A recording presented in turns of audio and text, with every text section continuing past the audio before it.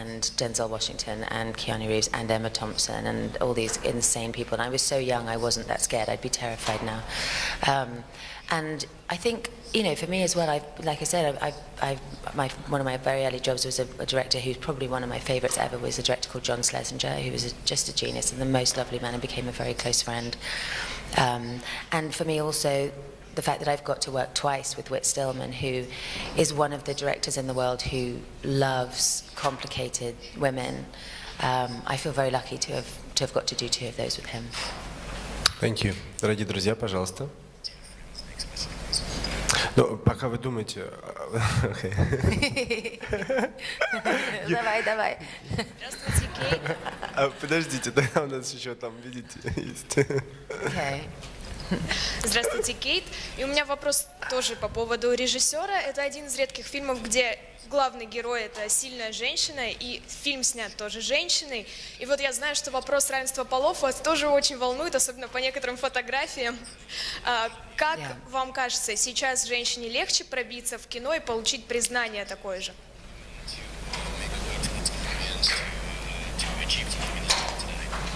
I mean, it's certainly easier than it was, obviously, before we had the vote and had to spend all our time pregnant.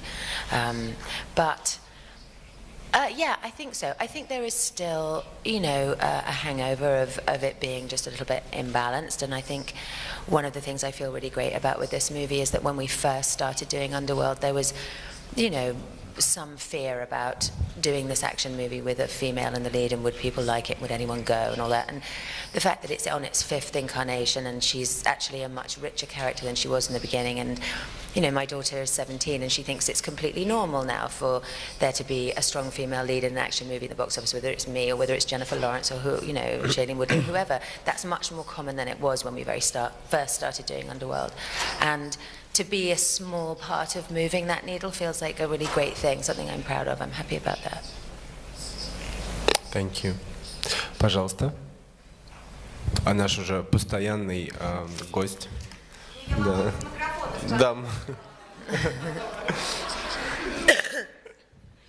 У меня вот такой вопрос. Для вас это уже 5-й фильм в этой франшизе. Но было ли что-то необычное, непривычное на съемках именно этого фильма? Может быть, какие-то сложные сцены, какие-то импровизации на съемочной площадке? Спасибо. There's usually not that much improvisation on an action movie that requires stunts, just because I think probably people would die, especially with a bunch of actors doing it. But yeah, it was interesting. I was a lot more involved in the writing process this time. I had a real sense of where I wanted Celine to begin the movie and where she ended up, and difficulties on set were largely to do with, you know, getting the script really perfect while we were going, and, you know, having a very ambitious movie and not very long of a time. You know, this is the scope of this Underworld is much bigger than any of the other Underworlds. It's much more industrial. There's mountains, there's horses, there's, you know, all kinds of stuff going on that we've never had before. And so, you know, that there was that, and then one of the lovely things, which is you have a bunch of new cast members, which is, as well as having kind of old faithfuls like Charles Dance and me and Theo who've done Underworlds before, you know, we managed to have another crop of really great English actors running around hitting each other, which always helps. It's always really nice to have that. Was that process of you involving in the script and influencing the script like quite gradual and smooth, or you had some sort of negotiations with the scriptwriter, director? So did it happen before you start the movie, actually? I mean, obviously we had discussions in terms of the shape of the story before, but in terms of the actual script, it was quite a lot sort of right before. And like I said, Anna was extremely up for collaborating, so that was good. Thank you.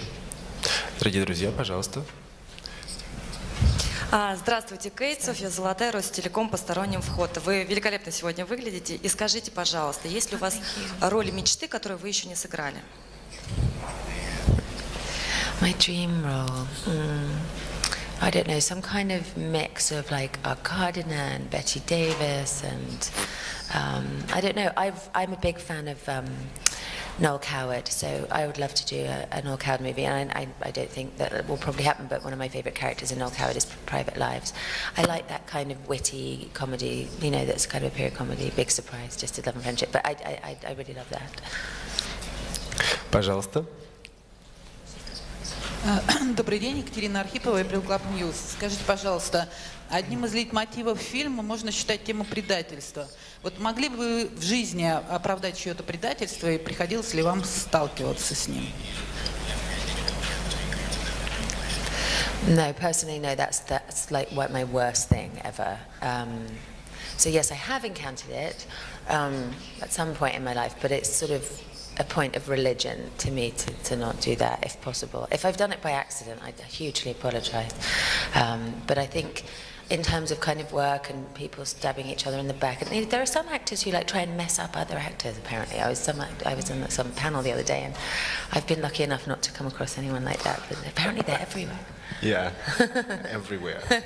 More than vampires. Maybe more than vampires even. Yeah. Пожалуйста, у вас был вопрос?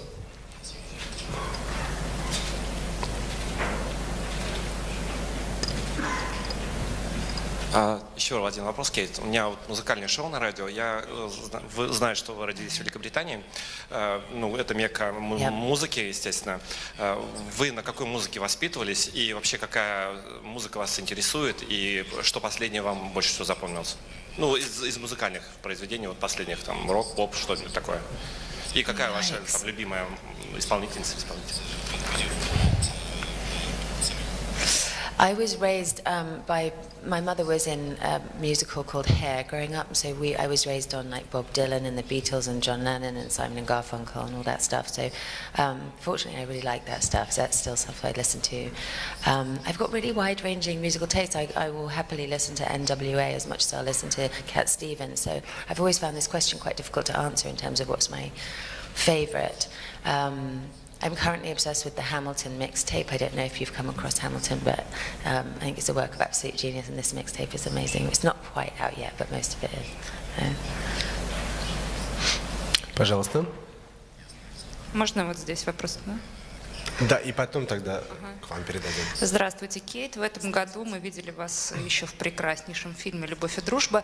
И я хотела вас спросить, вот что вам, как актрисе, органичнее? Вот эта классика Джейн Остин, костюмы, прически, шляпки или вот латекс, оружие. Какую из себя вы любите больше на площадке, а потом на экране? I mean, I have got quite a schizophrenic career, I realise, and some of that is on purpose. I really wanted to keep my range as wide as I possibly could. I thought it was how you stay fit as an actor, and my comfort zone is definitely probably more leaning towards the classics. That's how I began. I was very academic growing up.